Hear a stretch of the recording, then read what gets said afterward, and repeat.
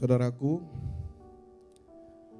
saya mengajak saudara ikuti kata-kata saya dan ikuti dalam nyanyian. Ya Tuhan, tiap jam ku perlu firman-Mu. Ya Tuhan, tiap jam ku perlu firman, menuntun jalanku di kehidupanku, nuntun jalanku di kehidupan. Setiap jam ya Tuhan, firman ku perlukan.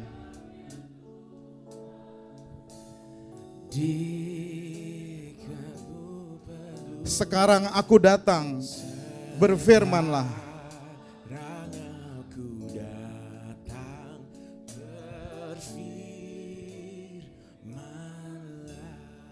Ya anak Allah yang maha kudus, yang sudah lahir, mati, disalibkan, bangkit, dan akan datang kembali.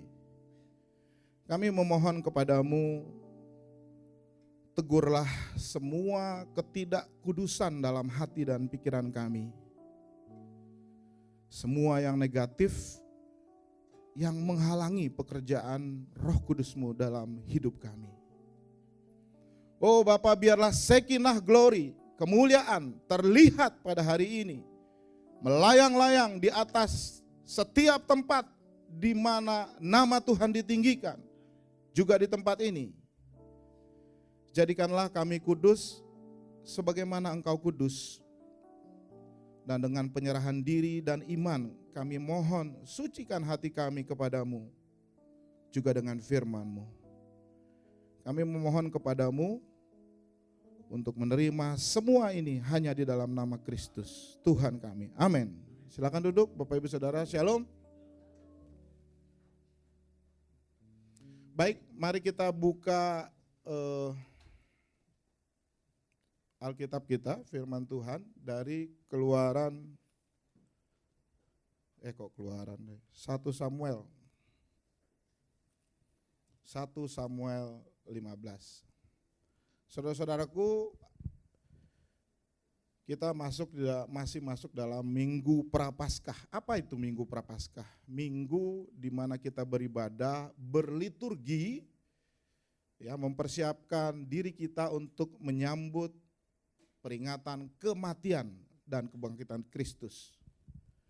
Dan sesungguhnya tidak ada waktu yang lebih baik untuk kita memikirkan relasi, bahkan berhubungan kembali dengan Tuhan dan memperdalam iman kita selain daripada masa Prapaskah.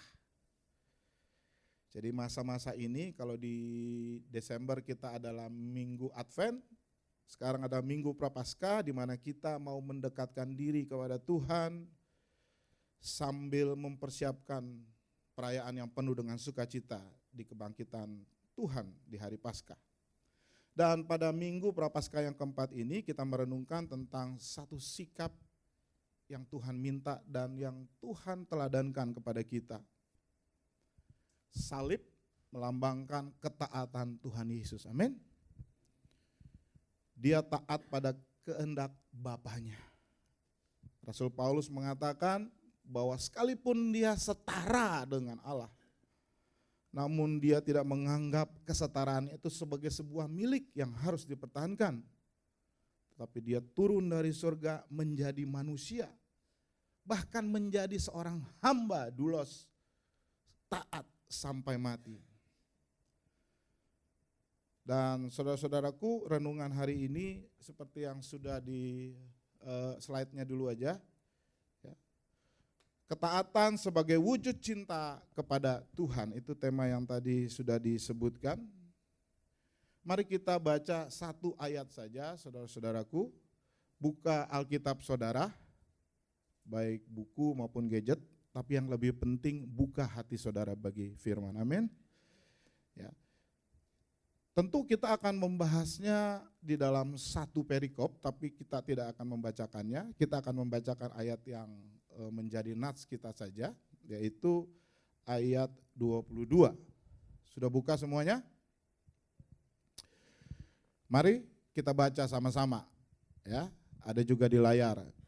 1, 2, 3. Tetapi jawab Samuel, apakah Tuhan itu berkenan kepada korban bakaran dan korban sembelihan sama seperti kepada mendengarkan suara Tuhan? Sesungguhnya mendengar lebih baik daripada memperhatikan lebih baik daripada lemak-lemak domba jantan. Saudara-saudaraku, ini adalah tema yang dirancang oleh Pendeta Yosua, ya, juga dengan ayatnya yang ditampilkan. Dan ini adalah ayat soal ketaatan.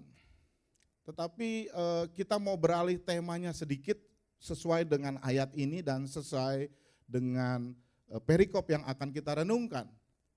Ya, kalau kita baca sekarang, saya baca dengan penegasan-penegasan. Jawab Samuel kepada Saul ya, nanti kita akan lihat. Apakah Tuhan itu berkenan kepada korban bakaran dan korban sembelihan sama seperti mendengarkan suara Tuhan? Jawabannya pada kalimat yang kedua.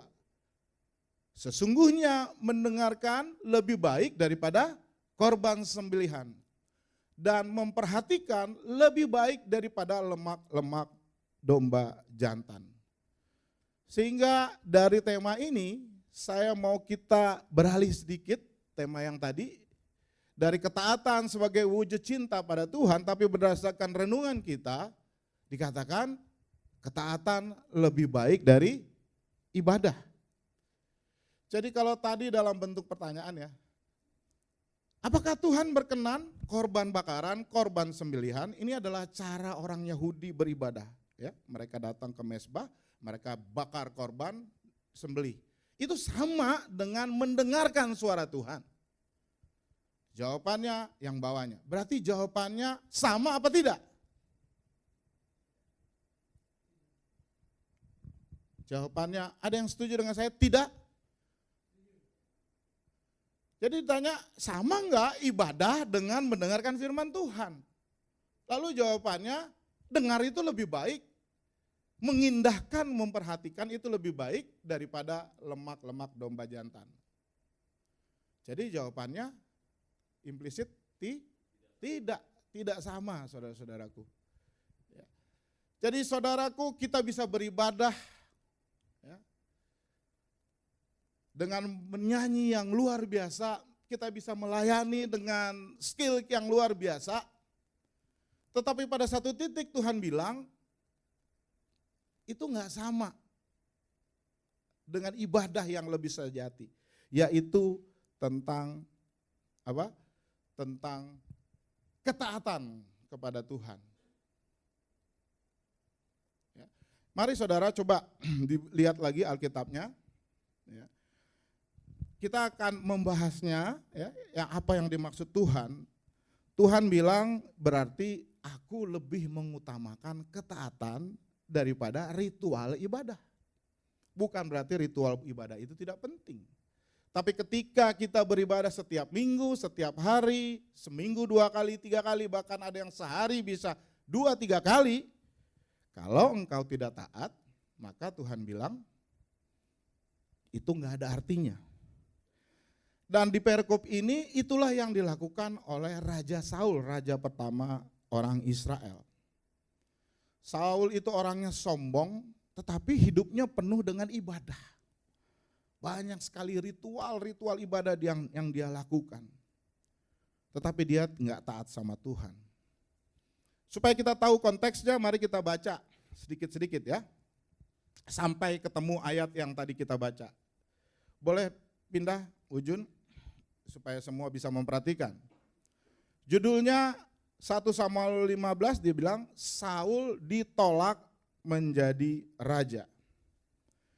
Berkatalah Samuel kepada Saul, Samuel itu nabi ya, kepada Saul, dikatakan aku telah diutus oleh Tuhan untuk mengurapi engkau menjadi raja atas Israel, umatnya. Oleh sebab itu, ini yang penting, dengarkanlah bunyi firman Tuhan. Saudara-saudaraku, ayat 1 ini adalah menggambarkan Tuhan adalah panjang sabar. Saudara coba buka sedikit pasal 13. Saya pengen tahu itu judulnya apa? Pasal 13. Coba, ayo, siapa yang bisa ini? Judulnya aja baca. Yes, jadi Saul ini udah pernah nggak taat. Ya, nanti saudara baca sendiri nggak taatnya gimana. Yang jelas dia nggak sabar ketika dia disuruh nunggu Samuel supaya Samuel itu beribadah, menyembah korban. Dia nggak sabar. Kemudian sebelum perang Filistin, kemudian dia melakukan sendiri. Dan Tuhan di pasal 13 itu marah. Dan sejak itu dia bilang, ya, dinastimu Saul nggak akan menjadi pemimpin Israel. Tetapi saudara-saudaraku, kita lihat pada ayat pasal ke-15, Samuel berkata kepada Saul, dia bilang, aku telah diutus Tuhan untuk mengurapi engkau menjadi raja. Berarti di sini Tuhan memberi kesempatan lagi kepada Saul untuk melakukan tugas, yaitu melawan orang Amalek. Sekalipun dia sudah tidak taat, tetapi Tuhan masih kasih kesempatan kedua. Saudara-saudaraku, demikian Tuhan bagi kita juga. Di dalam hidup kita sebagai orang yang sudah ditebus, kita sering jatuh ke dalam dosa, amin. Hari ini udah berapa kali saudara jatuh ke dalam dosa. Tetapi Tuhan kita itu panjang sabar, amin. Sehingga dia memberi kesempatan kedua. Pada lagu penyembahan yang pertama tadi saya merasa Tuhan melawat saya. Dan Tuhan mengatakan juga bahwa Tuhan memberi kamu kesempatan kedua. Jadi Tuhan kita itu panjang sabar. Tapi saudara jangan menyalahartikan Tuhan yang sabarannya itu panjang, itu berarti Tuhan kesabarannya limitless. Enggak. Pada satu saat kesabaran Tuhan akan habis. Sehingga setiap orang yang tidak mau bertobat, berbalik dari dosanya, dan tidak mengakui Yesus sebagai Tuhan dan Juru Selamat, akan masuk ke dalam penghakiman Tuhan. Jadi saudara-saudaraku, ayat ini menceritakan bahwa Tuhan masih mau ngomong sama Saul dengan perintah yang jelas. Saudara-saudaraku, kata dengarkanlah itu dalam bahasa aslinya adalah Shema. Shema Israel. Ini sama dengan di Ulangan 6 juga, ya. Tuhan panggil bangsa Israel, dikatakan Shema Israel. Kasihilah Tuhan Allahmu, kasihilah dengan segenap hati, kekuatan dan jiwamu dan seterusnya. Saudaraku, kata Shema ini bukan soal hear, dengar, tetapi pengertiannya adalah lebih dalam dan lebih luas. Bahwa ketika Tuhan mengatakan anak-anakku Shema, itu bukan cuma dengar, tetapi dengar dan taati. Ya, dengar dan taati. Apa itu yang harus didengar oleh Saul? Ayat 2 dikatakan, beginilah firman Tuhan semesta alam. Ya, inilah firman Tuhan. Aku akan membalas apa yang dilakukan orang Amalek kepada orang Israel, karena orang Amalek menghalang-halangi mereka ketika orang Israel pergi dari Mesir. Ayat 3, jadi pergi sekarang, kalahkan orang Amalek, tumpaslah yang ada padanya, dan janganlah ada belas kasihan kepadanya, bunuhlah semuanya, laki-laki maupun perempuan, anak-anak maupun anak-anak yang menyusu, lembu maupun domba, unta maupun keledai. Sampai di sini dulu. Clear enggak perintah Tuhan? Clear. Ya. Clear banget, jelas, detail, saudara-saudaraku. Tapi kita lihat kemudian ternyata Saul tidak menuruti semuanya. Saudara-saudaraku, saya percaya di setiap pribadi yang ada di sini, berkali-kali Tuhan berbicara sesuatu kepada saudara pribadi adalah jelas. Benar? Tuhan pasti bisa bicara jelas. Hari ini Tuhan juga bicara jelas. Minggu lalu juga jelas. Ya, Tuhan gak pernah samar-samar.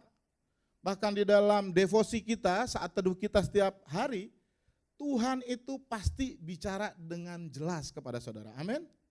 Masalahnya saudara mau shema, dengar dan taat atau enggak. Dan ini adalah perintah yang sangat jelas. Ya, clear instruction. Memang instruksinya ini agak sedikit mengganggu kita ya. Ini kan genosida ya. Semuanya disuruh habiskan. Bahkan sampai anak yang lagi menyusu harus dihabiskan. Dan ini kadang-kadang mengusik kita. Kok Tuhan melakukan, memerintahkan ini? Tapi saudara-saudaraku, genosida ini beda dengan genosida yang dilakukan Israel sekarang ya, di jalur Gaza. Jadi saudara jangan samakan. Oh, jadi bangsa Israel berhak untuk melakukan genosida di jalur Gaza. Enggak. Tapi ini firman Tuhan hari ini. Saya tidak pada posisi untuk memberikan penjelasan atau membela Tuhan. Apologet Tuhan. Enggak. Dia adalah Allah yang maha kuasa. Dia bisa bertindak apa saja menurut pikirannya. Amin. Tetapi yang saya bisa sampaikan saudara-saudaraku, siapa ini orang Amalek? Orang Amalek ini adalah orang yang jahat, bangsa yang jahat. Di dalam kitab Keluaran, ya, ketika bangsa Israel itu keluar dari Mesir mau masuk ke Kanaan, mereka kan jalan ya ke padang gurun. Tiba-tiba mereka menyerang bangsa Israel di barisan yang paling belakang. Barisan paling belakang itu adalah barisan bangsa yang lemah, orang yang sakit, orang yang tua, wanita. Tetapi tanpa alasan, saudara baca sendiri nanti di Keluaran, dia menyerang. Nggak ada alasan, pokoknya karena dia tinggal, dia sebenarnya orang yang nomaden ya, dia kemana-mana gitu ya. Tetapi ketika bangsa Israel mau masuk Kanaan, diserang tanpa alasan. Karena dia adalah bangsa yang jahat. Mereka mau nyerang aja, pokoknya gue mau nyerang aja. Belum lagi Amalek ini adalah bangsa yang ibadahnya brutal, keji. Ya, dari beberapa tulisan-tulisan kuno dilihat bahwa mereka ini adalah seorang bangsa yang menjarah. Mungkin bangsa Israel itu, bukan mungkin pasti, mau dijarah. Tetapi di dalam ibadahnya dia tega untuk mengorbankan anak dan bayinya. Jadi anak dan bayi itu dipotong. Sampai di sini kita mengerti bahwa memang ya, perintah Tuhan ini adalah untuk menghabiskan bangsa yang jahat ini. Yang menyembah setan, bukan menyembah Tuhan. Udah gitu kerjanya menjarah, membunuh, memperkosa dan lain sebagainya. Ini adalah bangsa yang jahat yang harus dihabisi. Walaupun ini kejadian Israel diserang itu 300 tahun kemudian. Kalau saudara baca nanti di Keluaran 300 pada saat Israel diserang, Tuhan bilang, pokoknya di masa depan bangsamu itu hilang dari pikiran manusia. Artinya harus dihabiskan. Dan ini saatnya tugasnya Saul. Amin. Jadi saudara-saudaraku, Amalek adalah lambang sebuah kejahatan. Kenapa? Karena dia seperti kanker. Kanker itu kan adalah sel yang jahat, yang rusak. Kalau dia tidak dihilangkan, maka dia akan menyebar kemana-mana. Betul? Bangsa Amalek pun kalau tidak dihancurkan, dia bisa mencemari bangsa-bangsa yang baik, termasuk bangsa Israel. Yang jahat ini kalau tidak dihabiskan, maka dia bisa merusak yang baik, termasuk bangsa Israel. Dan terbukti saudara-saudaraku, bangsa Israel itu Tuhan memerintahkan bunuh genosida ini bukan hanya Amalek ya. Sebelumnya bangsa Kanaan juga dibilang habiskan semuanya. Tapi bangsa Israel nggak mau habiskan semuanya. Akhirnya bangsa Israel menjadi bangsa yang jahat dan menyembah berhala. So, saudara-saudaraku, dalam kehidupan saudara dan saya, coba pikir, ada berapa banyak Amalek di dalam hidup saudara. Artinya apa tuh? Ya kejahatan-kejahatan, kebiasaan dosa yang masih ada di dalam diri kita. Termasuk ketidaktaatan. Dan hari ini Tuhan bilang, singkirkan Amalek yang ada di dalam hidupmu. Habiskan. Let it go. Kalau bahasa agak lain apa? Ribakon katanya. Ya Bu, ribakon artinya apa Bu Tommy? hempaskan. Jadi itu adalah perintah Tuhan. Saya lanjut saudara-saudaraku, ya. Jadi perintah Tuhan jelas. Yang pertama saudara-saudaraku, Tuhan selalu berbicara jelas bagi saudara. Lalu apa yang dilakukan Saul? Ayat 4 dikatakan, lalu Saul memanggil rakyat berkumpul dan memeriksa barisan yang telah di Telaim. Ada 200.000 orang pasukan berjalan kaki dan 10.000 orang Yehuda. Lanjut. Ayat 5 dikatakan setelah Saul sampai ke kota Amalek, disuruhnyalah orang-orang menghadang di lembah. Ayat 6, dan berkatalah Saul kepada orang Keni, ya, dia bilang berangkatlah, pergi jauh-jauh dari tengah-tengah orang Amalek supaya jangan kamu kena. Jangan sampai kamu kulenyapkan juga bersama-sama dengan mereka. Bukankah kamu telah menunjukkan persahabatanmu kepada semua orang Israel ketika mereka pergi dari Mesir? Ya. Dan sesudah itu orang Keni pergi dari orang Amalek. Jadi saudara-saudaraku, orang Keni ini adalah orang yang terbalik dari orang Amalek. Amalek itu menyerang Israel, orang Keni itu baik sama orang Israel. Ya, itu ada di dalam kitab Keluaran ketika mereka keluar. Ya, sehingga Tuhan beranugerah, Saul bilang kamu pergi jauh-jauh supaya kamu tidak kena. Ya, jadi dan habis itu dia menghabiskan. Saudara-saudaraku, ini ayat 7, lalu Saul memukul kalah orang Amalek mulai dari Hawila sampai ke Syur dan di sebelah timur Mesir. Sampai di ayat 7 ini Saul taat sama Tuhan, benar ya? Jadi disiapin semuanya, tentaranya 200.000, lalu orang Keni disuruh pergi, lalu dia serang. Dia pukul Amalek, ya, mulai dari Hawila sampai ke Sur di sebelah timur Mesir. Tetapi saudara-saudara, keadaan tiba-tiba berubah. Dia yang tadinya taat melakukan firman Tuhan yang clear buat dia. Ayat 8 mari kita lihat. Apa yang dia katakan? Agak raja orang Amalek ditangkapnya hidup-hidup, tetapi segenap rakyatnya ditumpas dengan mata pedang. Ternyata dia tidak melakukan secara penuh perintah Tuhan. Ya. Berarti Saul ini ternyata tidak taat, tiba-tiba tidak taat. Memang ya, rakyat itu dihabiskan, tetapi rajanya itu masih ditangkap hidup-hidup. Bahkan ayat 9 dikatakan, next, tetapi Saul dan rakyat itu menyelamatkan Agag, ya, raja orang Amalek, dan kambing, domba, dan lembu-lembu yang terbaik dan tambun. Pula anak domba dan segala yang berharga tidak mau mereka tumpas. Semuanya itu, tetapi segala hewan yang enggak berharga, yang buruk, itu yang ditumpas mereka. Saudara-saudaraku, Saul tidak taat. Perintah Tuhan dilaksanakan, tetapi dia tidak melaksanakan sepenuhnya. Tetapi di mata Tuhan, ya, taat setengah sama dengan ketidaktaatan. Sama dengan kebenaran, kalau cuma setengah kebenaran, maka dia adalah ketidakbenaran. Dia disuruh habiskan, tapi Raja Agag dibiarkan hidup. Begitupun domba, onta, lembu semua disuruh habiskan, tetapi dia menyisakan yang baik.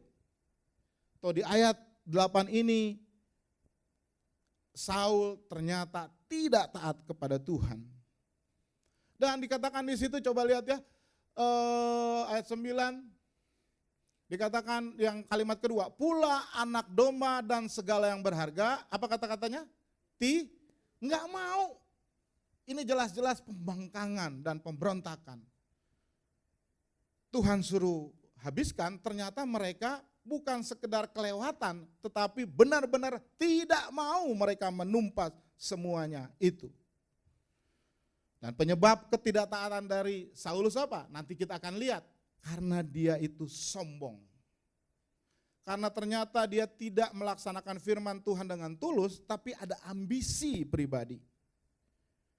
Dan dia juga lebih mendengar kata rakyat. Sekali lagi saudara-saudaraku, semua kita dari sini pasti pernah dengar firman Tuhan dengan clear, jelas. Amin.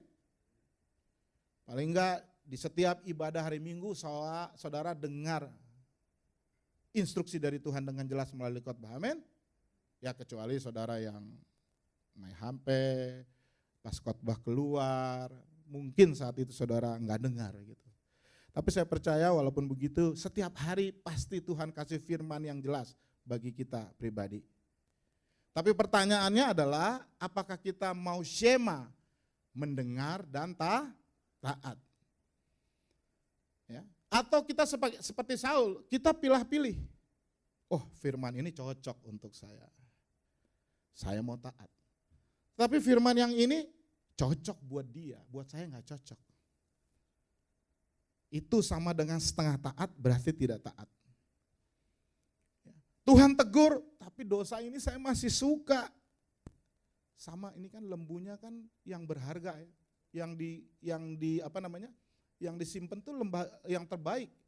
Yang tidak berharga, yang buruk, itulah yang ditumpas. Kadang-kadang kita tidak mau melepaskan kebiasaan dosa kita.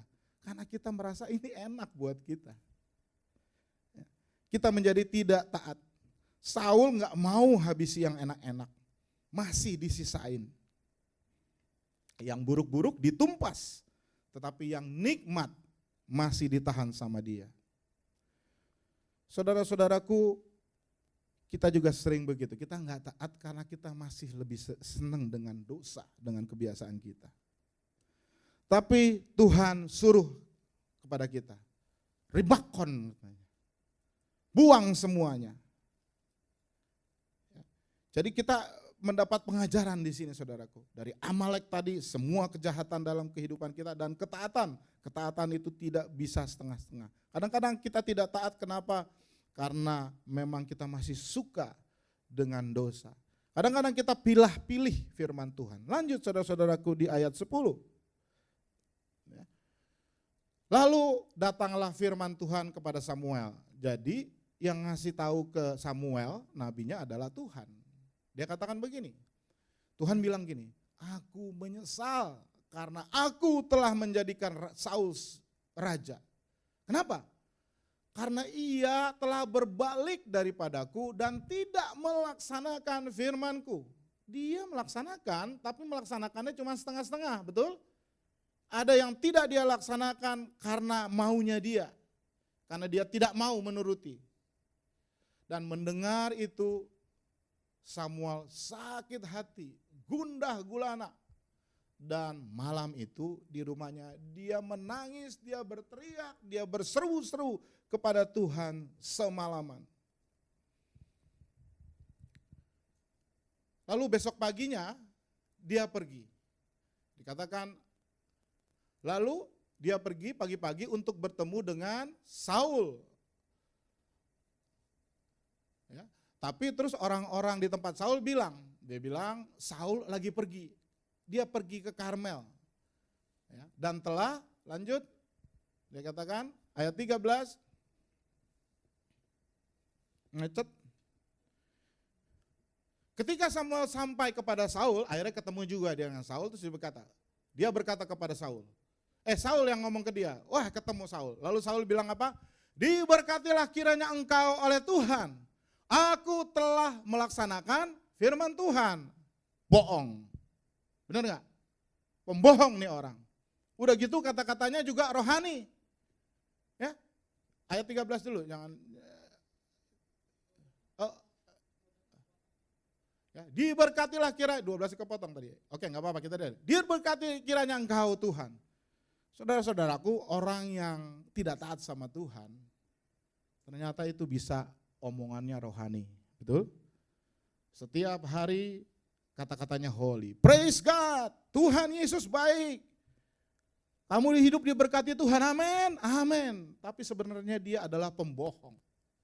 Saudaraku, saya pernah ke Israel waktu dulu ya. Kalau kita waktu dulu sama Jun, terus sama Lina juga, sama Bang Andi di sana. Kalau kita masuk ke daerah-daerah tertentu, ke Bukit Jaitun, itu biasanya banyak pedagang-pedagang asongan. Ya, dia jual postcard, jual souvenir. Kalau dia tahu ini kita orang Kristen yang ikut tur, itu kata-katanya rohani. Hey, God bless you. Isn't God good? God is good, amen. Gitu. Padahal mungkin mereka orang Arab. Ya, Novi juga pernah kan? Atau dia orang Yahudi yang nggak percaya sama Tuhan Yesus. Tapi dia ada kepentingan, yaitu apa? Supaya dijual. Supaya dibeli, sorry. Dan biasanya kita orang Kristen sama yang gitu-gitu luluh ya. Wah, ini orang anak Tuhan nih. Ya beli tuh, padahal postcard tuh buat apaan ya? Kartu pos dibuang aja. Saya juga pernah ke satu restoran kalau nggak salah di Bogor gitu ya. Begitu lagi makan, ya saya ingat, terus tiba-tiba ada orang datang dengan bawa gitar. Puji Tuhan, selamat siang saudara-saudaraku. Saudara pasti dalam berkat Tuhan ya, saya mau persembahkan lagu buat Tuhan. Tuhan Yesus baik, nah nyanyi dia. Belum tentu dia orang Kristen. Tapi ada tujuannya supaya, wah ini orang Kristen nih, keluarin 5.000, 2.000 kasih. Jadi gak tulus sebenarnya. Dan ini yang dilakukan, saudara-saudaraku, saudara jangan terkecoh dengan orang-orang yang rohani. Tapi sesungguhnya mereka bukan orang yang taat. Dia mengatakan ketika Samuel nyamperin, dia bilang apa? Diberkatilah engkau oleh Tuhan. Aku telah melaksanakan firman Tuhan. Kesel gak Samuel? Kesel lah. Orang Tuhan sendiri yang kasih tahu sama gua bahwa lo gak taat. Bisa-bisanya engkau dengan tegas mengatakan dengan sombong, aku telah melaksanakan firman Tuhan. Udah gitu kata-katanya rohani lagi. Tuhan memberkati engkau. Lanjut di ayat berikutnya dikatakan, ya, setelah Saul ngomong gitu, dia bilang gini, tapi itu ada bunyi embek, ada bunyi lembu di belakang.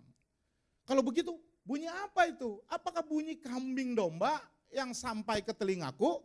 Itu bunyi domba apa tuh kan? Atau bunyi sapi? Ya kan, dia curiga. Lalu apa jawab Saul?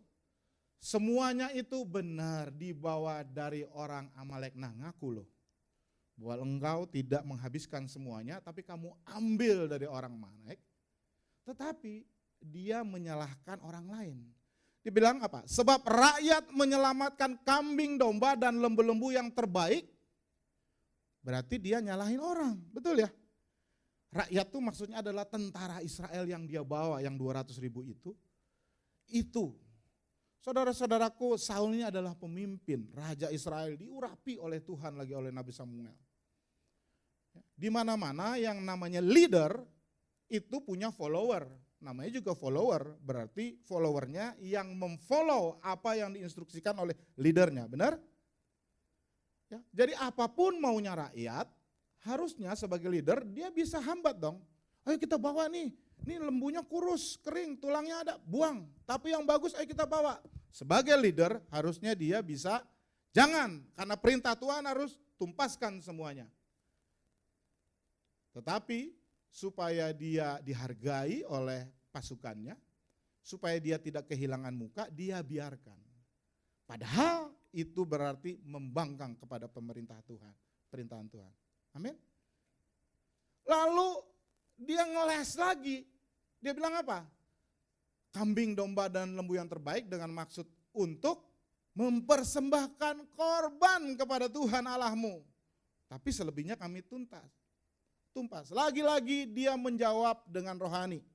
Setelah Samuel tahu itu bunyi embek, lalu dia bilang, bukan, memang aku ambil dari orang Amalek. Itu bagus-bagus loh. Tapi bukan saya, itu rakyat Israel yang bawa, dia nyalain orang.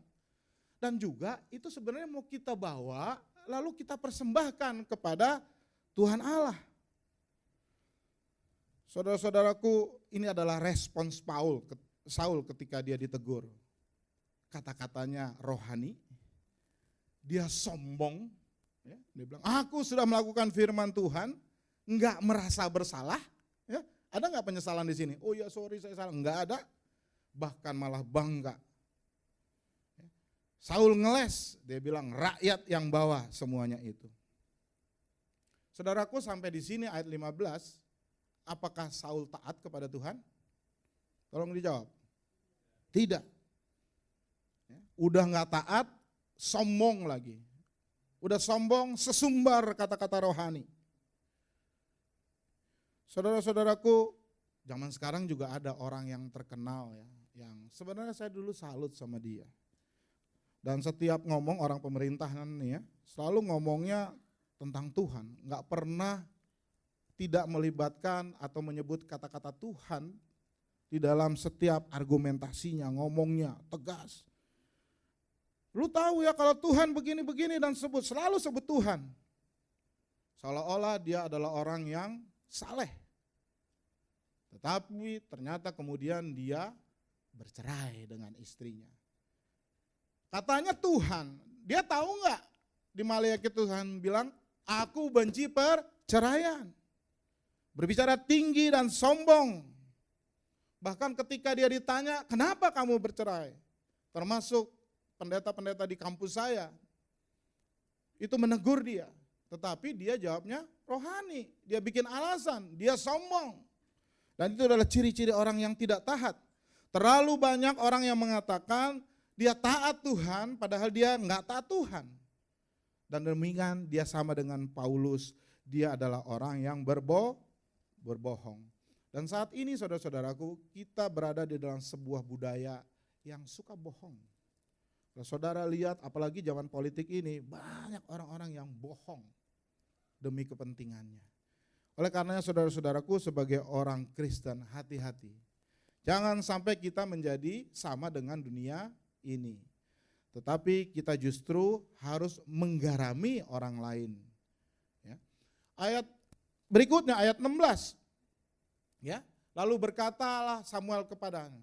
Setelah dia banyak ngomong gitu ya, terus dia bilang, Samuel bilang, udah diam, shut up, diam. Dengar nih, gua mau ngasih tahu ke lu apa yang Tuhan bilang kepada saya tadi malam. Lalu Saul diam dan dia bilang, apa kata Tuhan? Katakanlah. Ayat 17, sesudah itu berkatalah Samuel, bukannya engkau walaupun engkau kecil pada pemandanganmu sendiri, telah menjadi kepala atas suku-suku Israel, dan bukankah Tuhan telah mengurapi engkau menjadi raja Israel? Ini adalah sebuah pertanyaan yang sebenarnya menguji dan ngatain Saul. Bukankah kamu itu adalah seorang yang tadinya nggak ada apa-apanya, tapi karena bangsa Israel minta raja, dia diangkat dan diurapi oleh Tuhan sebagai leader, kepala, dan juga sebagai raja. Secara implis dia katain, lu kan yang raja, lu kan yang pemimpin. Kenapa engkau menuruti kata-kata rakyat? Ketika mereka mau melawan firman Tuhan dengan membawa lembu dan juga membiarkan hidup raja orang Amalek, Raja Agag. Ayat 18, selanjutnya dikatakan, Tuhan, ya ini di ayat 1 tadi, engkau telah menyuruh engkau pergi dengan pesan, jelas, pergilah, tumpaslah orang-orang berdosa itu, yakni orang Amalek, peranglah melawan mereka sampai engkau membinasakan mereka. Ayat 19, mengapa engkau tidak mendengarkan suara Tuhan? Lagi kata Shema di sini. Kenapa engkau tidak taat suara Tuhan? Mengapa engkau mengambil jarahan dan melakukan apa yang jahat di mata Tuhan? Lalu Saul kasih respons lagi. Ayat 20, apa responsnya? Lalu Saul jawab kepada Samuel, aku memang udah dengar suara Tuhan dan aku kan mengikuti jalan yang telah disuruh Tuhan kepadaku.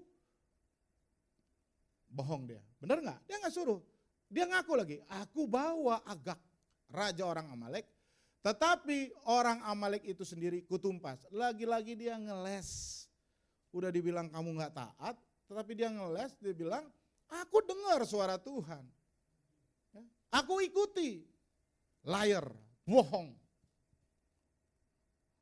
Lalu apa yang dia bilang? Ayat 21 dikatakan, tetapi lagi-lagi, ya, dia udah sombong, dia nyalahin lagi pasukannya, rakyat yang mengambil dari jaran itu kambing, domba, dan lembu-lembu yang terbaik yang dikhususkan untuk ditumpas. Saudara-saudaraku, dikhususkan untuk ditumpas dalam bahasa Inggrisnya adalah utterly destroyed, bahasa Ibraninya adalah karam. Itu artinya bahwa Tuhan mau itu semua ditumpaskan, dihabiskan sebagai persembahan untuk dia. Dan Tuhan memerintahkan ini pada bagian yang lain ketika bangsa Israel ya disuruh menyerang kota Yeriko dengan mengelilinginya, dia bilang serang, habiskan semuanya, jangan ada sisa. Tapi ternyata ada anak buahnya yang menyimpan, namanya Akan. Dan akhirnya Akan itu tadinya nggak ngaku tapi ketahuan, lalu dipanggil di tengah Israel, ya, Akan itu akhirnya disuruh bunuh karena dia nggak nurut sama Tuhan. Bahkan yang dibunuh bukan dia, anaknya, keturunannya semua dibunuh. Kenapa? Karena mereka melawan Tuhan. Saudara-saudaraku, kadang-kadang di dalam firman Tuhan ini ada yang namanya prinsip korporat, dosa korporat. Artinya dosa orang tua itu bisa yang mengakibatkan anak-anaknya. Ya, kita ingat ya firman Tuhan ya, 3-4 keturunan kalau orang tuanya itu nurut, maka dia akan diberkati. Tapi kalau enggak akan dikutuk. Orang Amalek juga begitu. Ya. Sebenarnya yang berbuat dosa kan nenek moyangnya, orang 300 tahun yang lalu. Maksud saya dosa terhadap bangsa Israel. Tetapi yang kena anak-anaknya. Jadi saudara-saudaraku, terutama kepada kita ini, orang tua, hati-hati. Kadang-kadang Tuhan izinkan dosa kita itu konsekuensinya dialami oleh anak-anak kita atau keturunan kita. Ya. Lalu ya, jadi dia di sini dia ngeles, lalu kalimat terakhir dia bilang, ya, lembu yang terbaik itu untuk apa? Untuk beribadah, untuk mempersembahkan korban kepada Tuhan Allahmu di Gilgal. Tadi udah ngeles, sekarang ngeles lagi. Ngaku aja kenapa sih? Enggak, dia bilang enggak, memang itu kita ambil, oh itu untuk, jangan-jangan sebenarnya kalau nggak ketahuan ya dia makan ya. Tapi begitu ketahuan dia bilang, oh enggak ini untuk dibawa ke Gilgal, nanti mau dipotong semuanya untuk persembahan bagi Tuhan.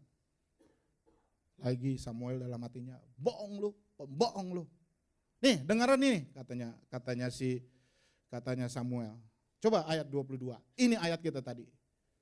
Tetapi jawab Samuel, menurut lu apakah Tuhan itu berkenan kepada korban bakaran, korban sembelihan sama seperti kepada mendengar suara Tuhan? Artinya apakah lo beribadah itu penting buat Tuhan dan penting itu sama dengan kalau engkau taat kepada Tuhan. Lagi ada kata syema di sini, mendengarkan dan taat suara Tuhan. Enggak dijawab iya dan tidak, tetapi dijawab sesungguhnya mendengarkan lebih baik daripada korban sembelihan. Memperhatikan, mengindahkan firman Tuhan lebih baik daripada domba jantan. So saudara-saudaraku, hari ini kita baca dari ayat Nats kita ini tadi. Bahwa buat Tuhan hati-hati, engkau itu beribadah belum tentu berkenan. Tetapi yang berkenan itu adalah ibadahmu dalam kehidupan sehari-hari. Itu sebabnya Rasul Paulus di dalam Roma 12 ayat 1 mengatakan, saya buka ya sedikit ya, Roma 12 ayat 1. Ibadah yang sejati bukan hanya ibadah ritual seperti minggu ini, tetapi adalah ibadahmu sehari-hari, ibadah aktual.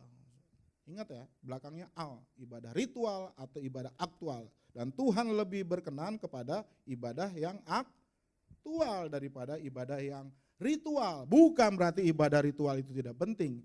Tetapi ketika itu tidak dibarengi dengan ketaatan dalam hidup, maka Tuhan bilang, aku gak suka. Bahkan akibat yang paling berat adalah yang dialami Saul. Tapi jangan sampai dikatakan, aku menolak kamu. Roma 12 ayat 1 judulnya aja adalah persembahan yang benar. Artinya ibadah yang benar, penyembahan yang benar. Dikatakan karena itu saudara-saudara demi kemurahan Allah aku menasihatkan kamu supaya kamu mempersembahkan tubuhmu. Bukan berarti saudara datang ke altar lalu bunuh diri. Enggak, mempersembahkan tubuhmu itu adalah sebagai persembahan yang hidup. Artinya dalam hidupmu sehari-hari. Ya, yang kudus, yang berkenan kepada Allah. Dan di akhirnya dikatakan itu adalah ibadahmu yang sejati. So saudara-saudaraku, mentaati Tuhan itu beda dengan kurban sembelihan, kurban bakaran. Dalam konteks kita, ketaatan itu berbeda dengan ibadah kita. Karena Tuhan katakan taat lebih baik daripada kurban sembelihan. Dan kalau kita tidak taat, Tuhan marah. Dan ada konsekuensi yang serius. Ya, akhirnya Saul dicopot sebagai raja. Dan kita tahu yang menjadi raja Israel itu adalah Daud dan dinastinya. Jadi sampai anak-anaknya itu semua adalah keturunan Daud. Sampai Yesus juga adalah sang raja, adalah keturunan Daud. Jadi Tuhan tidak berkenan ada penyembahan kalau kita tidak taat. Tetapi Tuhan berkenan kepada ketaatan. Ibadah kita sehebat apapun, ya, seluar biasa apapun, tidak ada nilainya di mata Tuhan tanpa ketaatan. Ketaatan lebih penting dari ibadah. Bahkan di ayat 23 dikatakan begini, coba terakhir. Sebab pendurhakaan adalah sama seperti dosa bertenung, sihir. Ya, dan kedegilan, artinya stubborn, keras kepala, nggak mau taat, adalah sama seperti menyembah berhala dan terafim. Ya, jadi dia bilang orang yang nggak taat itu sama dengan dosa sihir.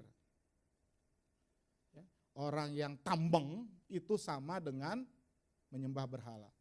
Jadi saudara-saudaraku, ya, kalau saudara mau main sihir, artinya main sihir apa sih ini? Berarti dikuasai setan kan, benar ya? Nggak usah jauh-jauh saudara-saudara pergi ke tukang teret, ke dukun. Nggak usah taat aja. Firman Tuhan katakan udah sama dengan apa? Dosa tenung. Ya. Kalau saudara selama ini merasa saya nggak pernah menyembah berhala, saya nggak punya jimat di rumah, saya nggak pernah pergi ke Gunung Kawi. Tetapi ketika saudara tambeng, dibilang di situ apa ya? Degil, maka sama aja. Nggak usah jauh-jauh, saudara sudah dan saya sudah menyembah berhala. Sebagai penutup saudara-saudaraku dari semua cerita ini, saya mau tegaskan lagi satu hal, bahwa di mata Tuhan atau Tuhan lebih melihat ketaatan saudara dari ibadah saudara. Boleh Jun ke yang terakhir ke PowerPoint-nya lagi. Ya, saya mau skimming aja secara cepat. Ya, aplikasi apa yang bisa kita dapatkan dari cerita Saul ini ke PowerPoint-nya. Yang pertama tentunya ketaatan itu lebih penting dari ibadah. Ini yang Tuhan katakan. Amin ya? Katakan amin. Ya. Dan ketidaktaatan itu ternyata adalah sebuah kejahatan di hadapan Tuhan. Itu sebabnya Tuhan sangat marah. Dia menolak Saul. Kalau saudara baca ya, Saul akhirnya minta maaf sama Samuel. Tetapi Samuel udah gak mau ketemu lagi sampai Saul mati. Dan akhirnya kita tahu ceritanya bagaimana hidup Saul di akhirnya. Tetapi yang penting juga kita ketahui bahwa ketaatan itu adalah bukan legalisme. Apa artinya legalisme? Bukan sebuah keharusan sehingga kita harus melakukannya dengan terpaksa. Ya. Orang Kristen mentaati Kristus semata-mata karena kasih kepadanya. Amin. Nah, ini tema kita tadi.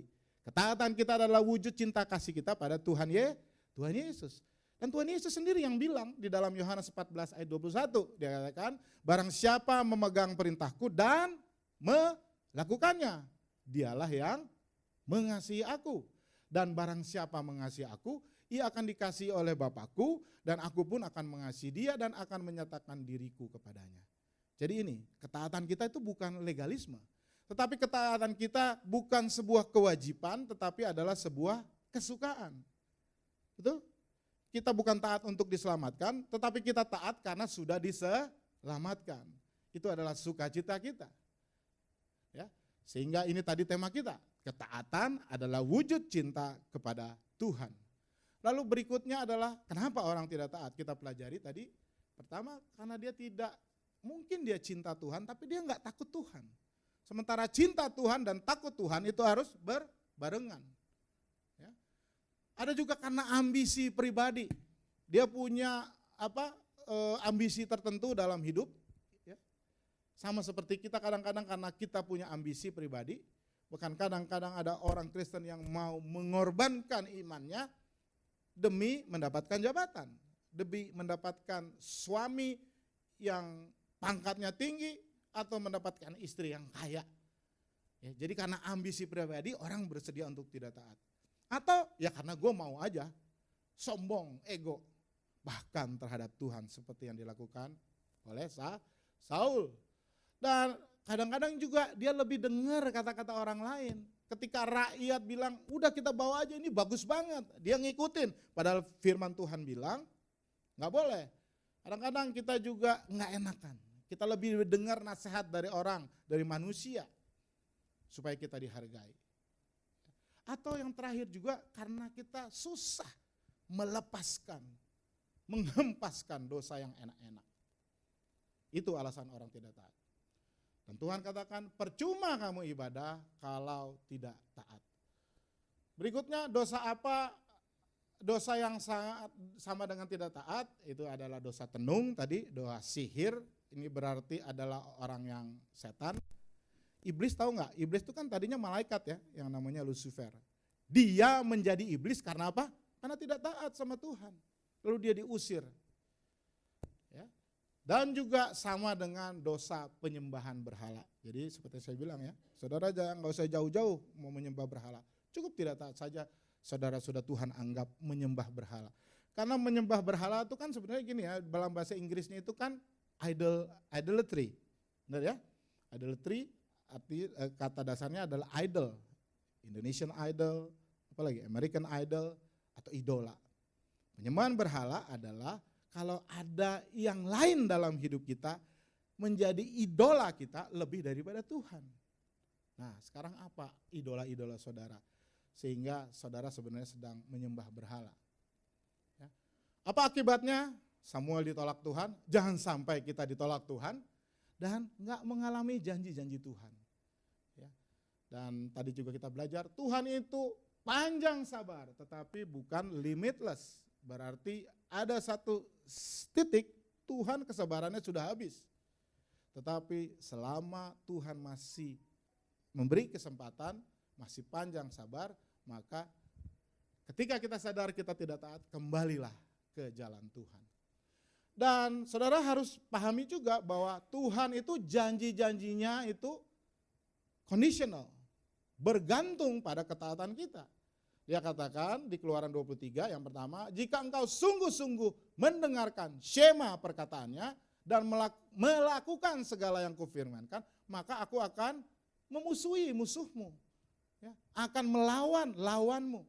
Lalu ayat 25 bukan 24 itu, tetapi kamu harus beribadah kepada Tuhan, taat kepada Tuhan Allahmu, maka ia akan memberkati makananmu, air minumanmu, bahkan sakit penyakit dijauhkan dari kita. Ya. Ini adalah janji Tuhan, tapi syaratnya satu, dia bilang harus ada ketaatan. Tapi saudara-saudaraku ada kabar baik buat kita. Ketika kita jatuh dalam ketidaktaatan, ketika kita tergelincir, enggak semata-mata, enggak serta-merta, lalu Tuhan bilang, kamu sadis, kamu lagi bukan menjadi anak-anak Tuhan, kamu masuk neraka, enggak masuk surga. Enggak.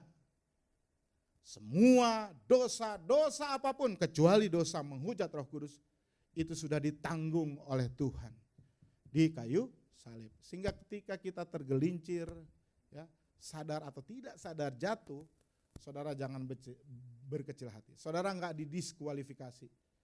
Ya, diskualifikasi itu kalau di dalam kompetisi olahraga dia enggak bisa ikut lagi, benar kan? Dia keluar dari kompetisi. Tapi kita ketika kita jatuh, maka Tuhan ketika satu saat kita tidak taat, ya, Tuhan tidak mendiskualifikasi. Ya, ya. Asalkan kenapa? Karena dalam perjalanan hidup kita, ini kita dalam proses namanya sanctification atau pengudusan. Dari waktu ke waktu pasti kita sering gagal, betul ya? Ya. Tetapi yang harus kita lakukan adalah yang pertama, engkau harus akui itu di hadapan Tuhan. Bahwa engkau sudah taat. Karena Tuhan bilang kalau kita mengakui dosa kita, maka ia adalah setia dan adil dan ia akan mengampuni segala dosa kita dan menyucikan kita dari segala kejahatan. Jadi yang pertama, akuilah itu di hadapan Tuhan. Lalu bertobat, berbalik kepada Tuhan, ya, dengarkan suara Tuhan. Dia katakan, dengar suaraku maka aku akan menjadi Allahmu dan umat kamu akan menjadi umatku, ikutilah seluruh jalan yang kuperintahkan kepadamu supaya kamu bahagia. Saudara mau bahagia? Ya. Taat, dan kalau saudara jatuh, bertobat, balik kepada Tuhan. Setelah itu, ya, saudara bangun lagi, jangan andalkan kekuatan sendiri. Saudara-saudaraku, kita tidak akan mampu untuk taat dengan kekuatan kita sendiri. Benar nggak? Saul itu mengandalkan kekuatan sendiri, dan banyak anak-anak Tuhan di dalam Alkitab yang jatuh ke dalam dosa, tidak taat karena mereka mengandalkan kekuatan sendiri. Gua bisa. Tetapi Tuhan Yesus pernah mendoakan kita. Dia bilang, aku minta kepada Bapa, Ia akan memberikan kepadamu seorang penolong yang lain, supaya Ia menyertai kamu selama-lamanya, yaitu Roh kebenaran, Roh Kudus. Dunia memang gak menerima Dia, sebab dunia tidak melihat Dia dan tidak mengenal Dia. Tetapi kamu mengenal Dia, sebab Ia menyertai kamu dan akan diam dalam kamu. Yang keempat, kalau kita jatuh, ya, ada janji Tuhan ketika kita taat. Hidupmu akan diberkati, amin. Hidupmu akan berguna bagi Tuhan, bukan hanya untukmu sendiri. Lalu hidupmu juga akan berguna bagi sesama. Bahkan di dalam Keluaran 23-25 dikatakan penyakit menjauh. Amin. Saudara mau sembuh, taat sama Tuhan. Bahkan setiap musuh kita, Keluaran 23-22 dikatakan menjadi musuhnya Tuhan. Dan siapa yang melawan kita menjadi lawannya Tuhan. Saudara-saudaraku, pada tahun 1846 ada sebuah syair yang bagus nih. Ya, jadi ini kita belum lahir semua. Judulnya Trust and Obey. Dikatakan, but we can never prove the delight of His love. Kita tidak pernah membuktikan nikmatnya kasih Allah sampai until all on the altar we lay, sampai kita meletakkannya di altar, di mezbah Tuhan. For the favor of His shows, for the joy He bestows are for them who will trust and obey. Karena perkenanan Tuhan, ya, dan juga sukacita yang Dia janjikan adalah bagi mereka yang percaya dan taat pada Tuhan. Lalu dia tekankan lagi, trust and obey, ya, percaya dan taat. For there's no other way, tidak ada jalan lain to be happy in Jesus, bersukacita, berbahagia dalam Yesus, hanya trust and obey. Ada yang pernah dengar ini belum? Tahu ini enggak? But we never can prove the delight of His love until all on the altar we lay. For the favor He shows and the joy He bestows, and for them who will trust and obey. Yang tahu ya? Trust and obey, for there's no other way to be happy in Jesus, but to trust and obey. Saudara-saudaraku, ya, lagu itu sebenarnya adalah syairnya. Syairnya itu yang berbicara dan berkhotbah pada kita. Ya. Saudara-saudaraku, penutup sebagai refleksi buat kita, saya beri saudara waktu untuk merenung beberapa menit saja, beberapa detik aja, mungkin 1 menit. Apa dalam hidupmu di mana Allah sebenarnya sudah jelas, clear instruction, bilang kepadamu untuk kau lakukan, tetapi engkau belum lakukan, engkau belum taat. Yang kedua, apa dalam hidupmu yang dengan jelas Tuhan katakan engkau harus lepaskan, koyakan, ribakon, tetapi engkau melepaskan. Apa itu? Renungkan dan berdoalah kepada Tuhan. Amin. Mari kita bersaat teduh. Silakan saudara bersaat teduh sejenak.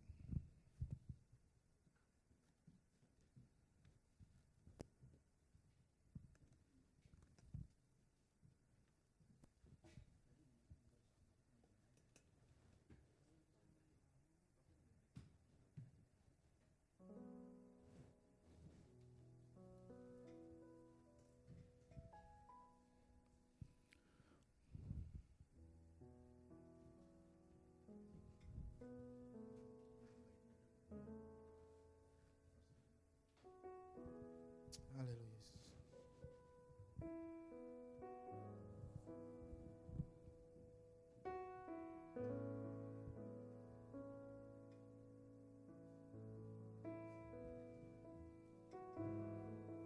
Kalau ada yang Tuhan singkapkan dan tegur pada hari ini, ketidaktaatanmu atau sesuatu yang Tuhan bilang berhenti,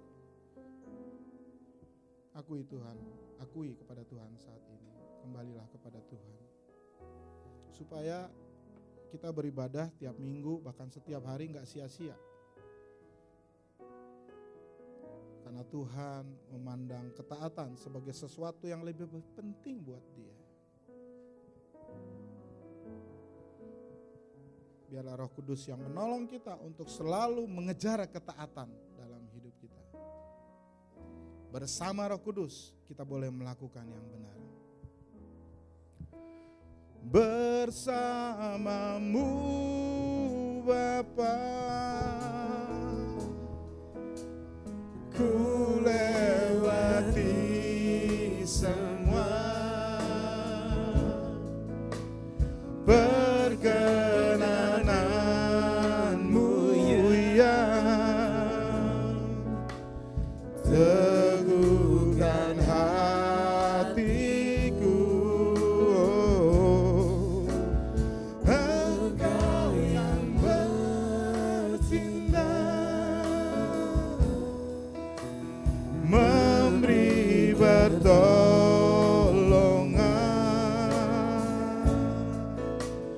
anugerahmu besar melimpah. Saudara, saya undang untuk bangkit berdiri, sama-sama dengan sungguh-sungguh katakan, bersamamu Bapa. Bersamamu Bapa, ku lewati semua perkenananmu yang teguhkan hatiku. Engkau yang bertindak, Engkau yang bertindak, memberi pertolongan, anugerahmu besar melimpah bagiku. Anugerahmu besar Yesus, anugerahmu besar melimpah bagiku. Bapa dalam surga, biarlah Roh Kudus yang terus meneguhkan firman Tuhan yang hari ini sudah mengingatkan, menegur, mengajarkan, bahkan menguatkan kami, supaya kami boleh tidak hanya mendengar, tetapi seperti keinginan Tuhan kami boleh mentaati firman Tuhan dalam kehidupan sehari-hari. Karena itulah yang Engkau mau.